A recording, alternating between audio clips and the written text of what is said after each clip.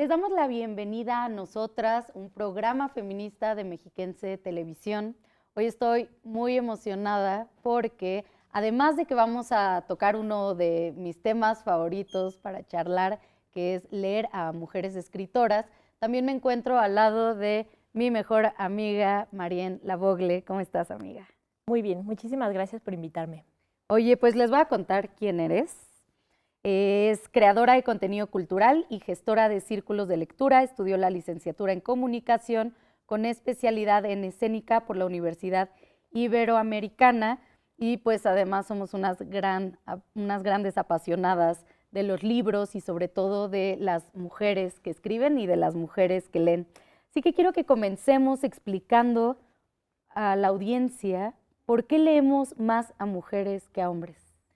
Bueno, en realidad yo no hice esa decisión tan consciente, si te soy bien honesta. Cuando en la adolescencia, la verdad, yo no leía tanto, pero después de la universidad entro a un curso de literatura de la Ibero, que justo era de narradoras contemporáneas latinoamericanas, y pues yo fui con la corriente, ¿no? O sea, decidí entrar y pues la verdad es que me apasioné, así que después de ya mucho tiempo de lecturas y de distintos textos y de distintos libros, ahí ya comienza a ser una postura política personal. El hecho de leer en su mayoría, si no es que en su totalidad, pero yo creo que en su mayoría autoras, pues mujeres, ¿no? Básicamente, creo que en mi caso personal, la postura política ha sido porque me identifico más con la manera en la que escriben tal vez, pero con los temas de los que escriben. Es lo que te iba a decir. Yo también me siento más identificada al leer a mujeres y también siento que mi posición de leer a más mujeres, que siento que sí es como una decisión que no fue casual, sino que empezó desde hace como unos 7 años, fue porque ya había leído a demasiados hombres. En la primaria, en la secundaria, leí pues a los clásicos y la verdad es que no me hacían sentido, no me identificaba con lo que decían y cuando empecé a leer autoras mujeres encontré cosas de mí que no sabía que estaban ahí, porque las mujeres compartimos mucho más que con algunos hombres. Entonces eso y la curiosidad, ¿no? Me interesa saber qué es lo que tienen que decir las mujeres para hablar. Pero sí. Y que también hay algo de un poco de justicia histórica, ¿no? Porque Claro. durante cientos de años las mujeres escribían y escribían, pero no necesariamente eran publicadas, ¿no? Entonces ahora que está habiendo como tanto enfoque de las editoriales en publicar a mujeres, pues qué mejor que leerlas, ¿no? Sí, y es que quiero que pensemos también quiénes eran las mujeres que escribían en épocas pasadas. Eran mujeres nobles y después mujeres burguesas que tuvieron acceso a un conocimiento en letras y distintos tipos de conocimiento y que si bien pocas fueron publicadas, las que fueron publicadas justamente fueron mujeres con privilegios de clase, privilegios de raza. Estaba pensando en los y las trovadoras en la Europa medieval y había muchos trovadores. Se tiene registro de 400 trovadores. ¿Qué eran los trovadores? Primero explícales.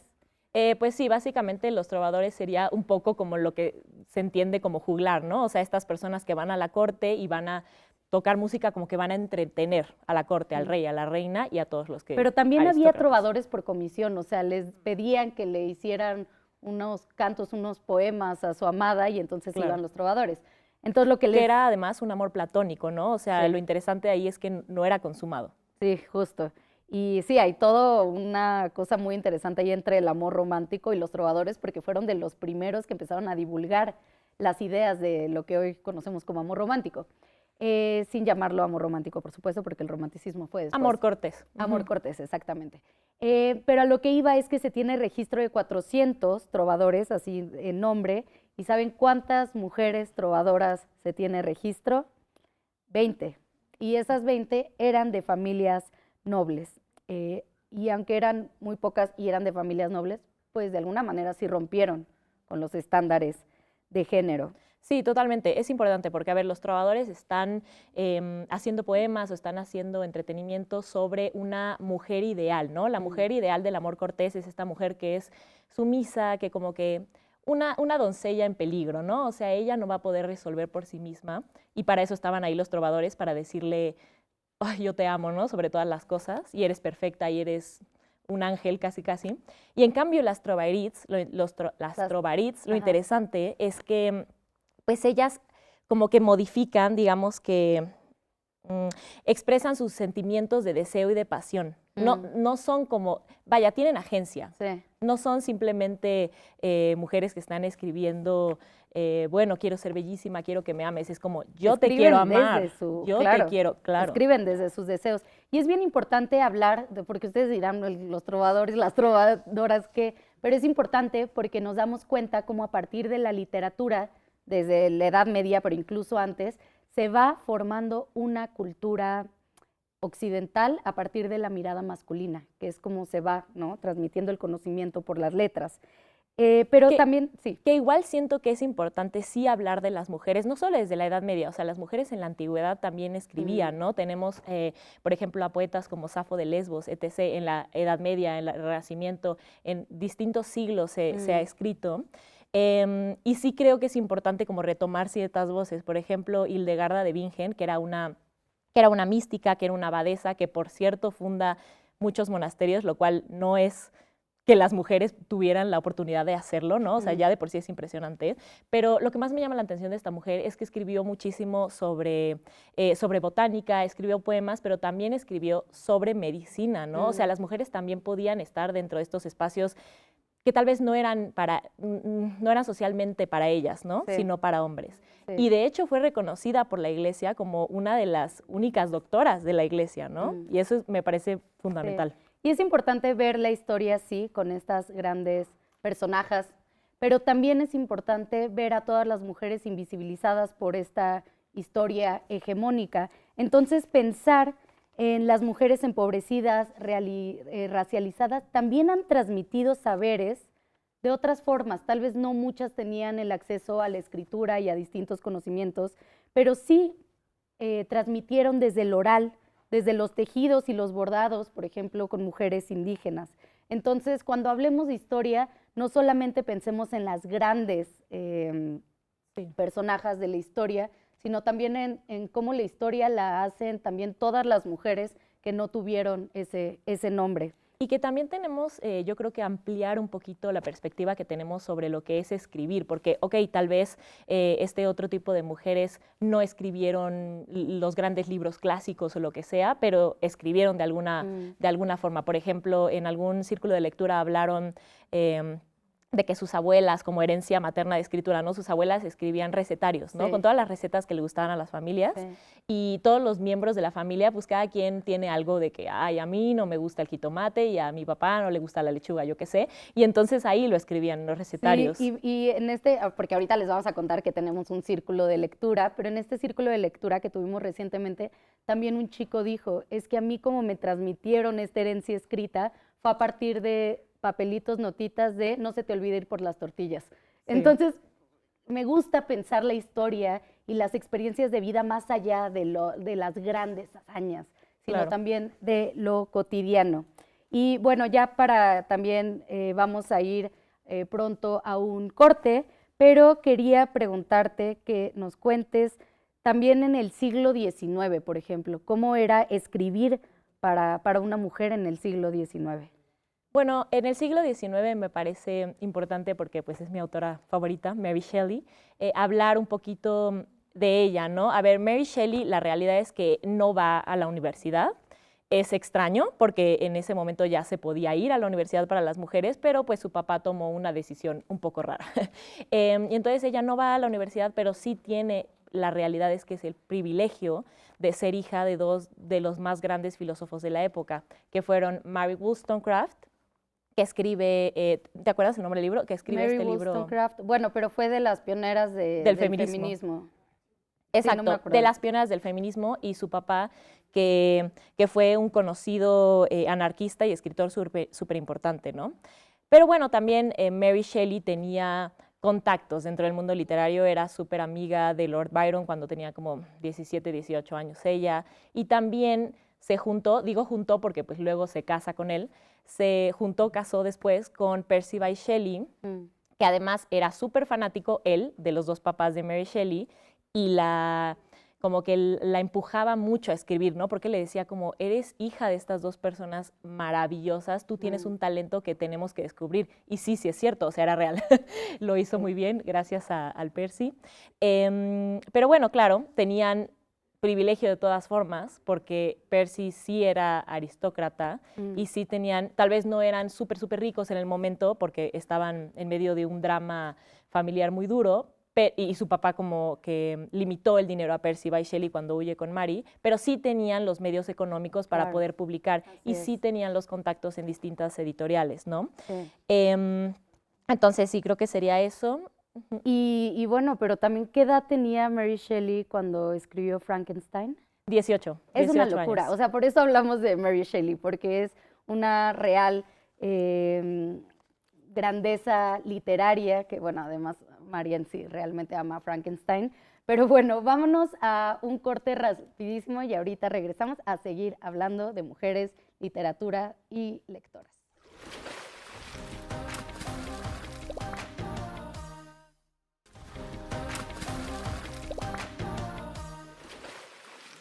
Y regresamos a Nosotras, un programa feminista de Mexiquense Televisión. Me encuentro con Marian Lavogle, compañera de lecturas y también de Círculo de Lectura. Círculo de Lectura. Cuéntales a nuestra audiencia cómo comenzamos a hacer estos círculos y qué características tienen. Bueno, en realidad yo creo que comenzamos porque queríamos leer un poco más y queríamos como forzarnos tal vez a leer, ¿no? Porque luego si lee en su cuarto, de pronto no es tan fácil como llegar, ¿no? A terminar el libro. Y creo que nos interesaba mucho leer en comunidad, en colectivo. Y ha sido realmente muy gratificante y realmente muy hermoso porque yo puedo agarrar un texto, un libro, y cuando llego al círculo de lectura, cada persona lo leyó desde otra perspectiva y desde sus propias vivencias y de sus propios conocimientos. Entonces, se vuelve una locura porque el texto es uno, pero uno aprende muchísimas cosas, ¿no? Desde ese texto, hablando con otras personas. Y llevamos ya 2 años y cachito y esperamos que el proyecto siga. Pero ha sido muy lindo y hemos conocido a muchas personas y se nos ha ampliado la visión de muchísimos temas, porque bueno, sí leemos un 95% autoras mujeres con las que nos identificamos en distintos aspectos de la vida y hay un boom latinoamericano muy grande de escritoras mujeres que también escriben desde lo personal. ¿Qué pasa ahí? ¿Por qué esta maravilla? Pues fíjate que hay muchas escritoras que no están tan de acuerdo en que se diga boom, porque como que eso hace parecer que antes no existían las escritoras y que de repente, nacen como las flores, Claro. ¿no? Y por eso es que hay un boom. En realidad las mujeres ya escribían, en realidad ya habían escritoras, pero tal vez la audiencia y las editoriales y las publicaciones no volteaban tanto a verlas, ¿no? Bueno, por supuesto hay muchas importantes, pero como que el foco no estaba necesariamente en las mujeres, ¿no? Y pues no sé, no creo que solamente leamos escritoras mujeres, creo que también las participantes del círculo de lectura somos el 95% mujeres, ¿no? Y al inicio de los círculos de lectura sí teníamos, cuando sacábamos las convocatorias, a veces sí poníamos que eran círculos solo para mujeres porque se hablaban de cosas muy íntimas, ¿no? Entonces en estos círculos nos llegó a pasar que las mujeres al hacer como un momento tan íntimo colectivamente, podían hablar por primera vez de violaciones que habían sufrido o de abortos que no habían podido contar ni a su psicóloga, ¿no? O sea, cosas muy fuertes que ese espacio permitió, ¿no? Pero después de que pasó un poco el tiempo, ya ni siquiera ponemos en las convocatorias solo para mujeres, ponemos que es un grupo mixto. Porque creemos que los varones también se tienen que involucrar. Es importante y aún así casi todas las que llegan a leer con nosotras son mujeres. Los clubs de lectura en su historia fueron creados por hombres, pero bueno, como ya dijimos, en la actualidad son integrados mayormente por mujeres. En Europa de los siglos XVII y XVIII surgieron salones, lo que se llamaba salones, en donde las élites se reunían a discutir, a filosofar de política, de literatura. Al espacio, sí, al inicio eran espacios solamente de varones, pero después estos hombres fueron integrando a sus hermanas, a sus esposas, y ahí ya fueron siendo espacios más mixtos, aunque todavía súper desiguales. Pero ahí las mujeres también empezaron a reunirse y a charlar a partir de lecturas de lo que les sucedía, pero vuelvo a repetir, eran mujeres burguesas y pues sí, con privilegios económicos. En España y en América Latina tenemos lo que se llaman las tertulias, donde también había esta exploración de un montón de temas y bueno, ya para no hacerles la historia tan larga porque no nos da tiempo, llegamos a los clubs de lectura, pero Marién y yo no les llamamos club de lectura, les llamamos círculos de lectura porque creemos que los clubs tienen algo que ver con la élite, como un espacio elitista, y los círculos, en cambio, tienen que ver con la horizontalidad. Sí, tal cual, la palabra club instantáneamente excluye, ¿no? Nosotras estamos en este club, pero tú no estás. Entonces creemos que los círculos de lectura es pues simplemente una palabra como más correcta para lo que es, ¿no? Sí. Porque todos podemos ir, todos, todas, todes, podemos estar ahí incluidos. Oye, y en el último círculo que hicimos, le preguntábamos a los 3 varones que había ahí si, bueno, ¿por qué sentían que en estos círculos de lectura o clubs de lectura casi no iban varones? ¿Te acuerdas qué nos respondieron? Sí, fue muy interesante que 2 distintos nos dijeron que ciertas lecturas que elegimos, y en general ciertas lecturas contemporáneas, te hacen como que tener que cuestionarte mucho de manera íntima tus sentimientos, tus emociones, y que de pronto ellos no lo quieren hacer de forma pública, ¿no? O sea, no quieren ir con otras personas y tal vez llorar porque el texto les hizo sentir de una u otra manera. Como sentirse confrontados por las experiencias del libro y además compartir ese espacio con mujeres y sentirse tal vez más vulnerables, pero también decía uno, y bueno, aprovecho para mandarles un saludo y un beso a todas las personas que integran el círculo de lectura de Marién y Juli, que no se llama así, pero no tiene nombre. Pero también decía uno que los hombres se reúnen más a partir del juego o del deporte. Como que nosotras nos reunimos más a pues, hablar de emociones, de literatura, etcétera, pero pocos círculos me imagino que ha de haber de hombres. Y decíamos, y los círculos de lectura de hombres han de ser para medir quién tiene más conocimiento, claro, quién entendió más, quién puede decir quién más. Analizó mejor el texto. Exacto. Claro. Y nuestros círculos no son así. Nuestros círculos sí hablamos desde la horizontalidad. Por supuesto, o sea, hay un análisis del texto, pero siento que no nos quedamos solamente en eso, ¿no? O sea, más allá de analizar el texto, que por supuesto es fundamental y es importante, también tienes que ver de qué manera ese texto te influyó a ti o te modificó a ti algo la vida, ¿no? O te identificas de alguna forma, o sea, no son al aire, ¿no? Los textos lo estamos leyendo desde un contexto histórico, desde una perspectiva, desde una vivencia, desde una persona, ¿no? Así es. Oigan, y Marién y yo somos las morras de las dinámicas, entonces planeamos una dinámica para este programa. Nos hicimos algunas preguntas y las vamos a contestar, pero las vamos a contestar brevísimo con un contextito. Okay. Entonces son libros escritos por mujeres que más nos hayan. Comienza. Ok, perfecto. Transformado el pensamiento.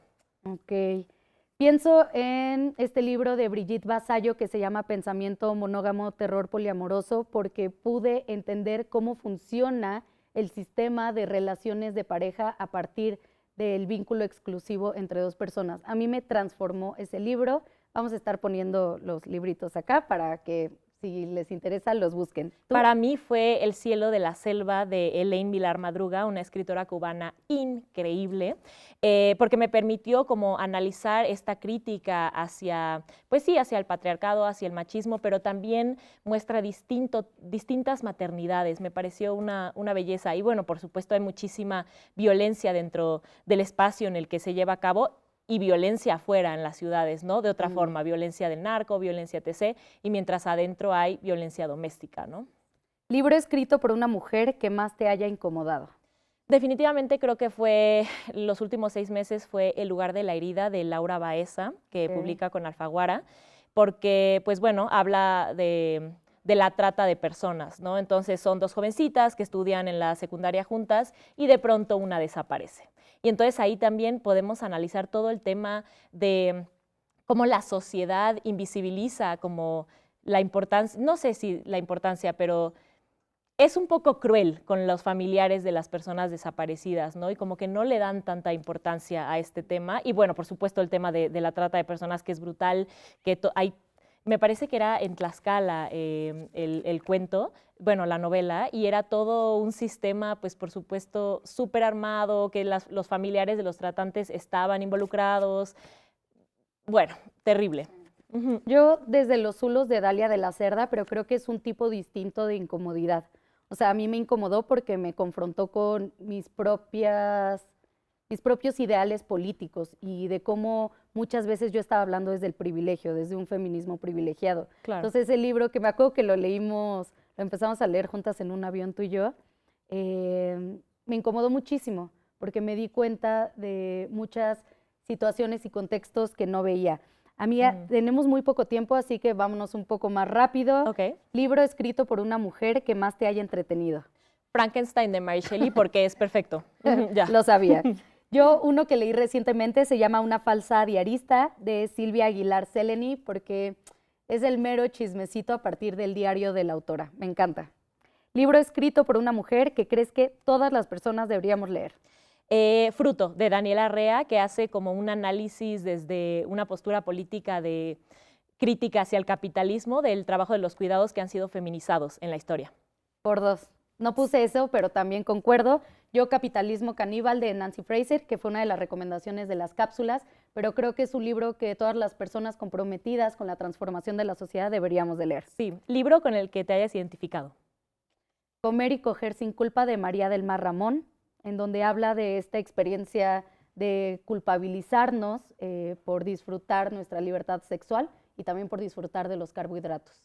El mío sería Rituales para la Amistad, de las escritoras Jasmina Barrera, Daniela Rea y Elvira Liceaga, que sacan con Almadía. No sé si necesariamente identificada, pero tuve un acompañamiento muy fuerte porque eran cartas entre ellas. Excelente. Amiga, pues se nos terminó el tiempo, pero me encantó tenerte en este programa. Muchas gracias por tu tiempo. Muchas gracias a ti. Te quiero mucho. Yo también, amiga.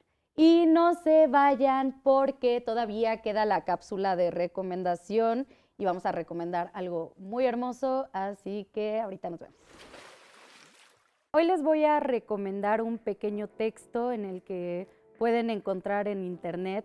Se llama Cartas a escritoras tercermundistas, de Gloria Anzaldúa, y es un texto escrito en 1980 en donde la escritora y poeta, que ella es chicana, reflexiona sobre el acto de escribir cuando se vive atravesada por el racismo, por el clasismo y por el sexismo. Es un texto que nos invita a escribir, no como Virginia Woolf decía, desde un cuarto propio, porque no todas pueden escribir desde un acto propio. Anzaldúa nos invita a escribir desde la cocina, desde la fila a los medicamentos, desde el baño. Nos invita a escribir donde sea, pero a escribir, que todas escribamos. Entonces, este texto lo pueden encontrar gratuito en internet, se lo recomiendo mucho. Y bueno, me queda agradecerles por haber visto este programa, espero que les haya gustado mucho. No se les olvide seguirnos en todas nuestras redes sociales. Yo soy Julia Didrikson y nos vemos en el siguiente episodio de Nosotras.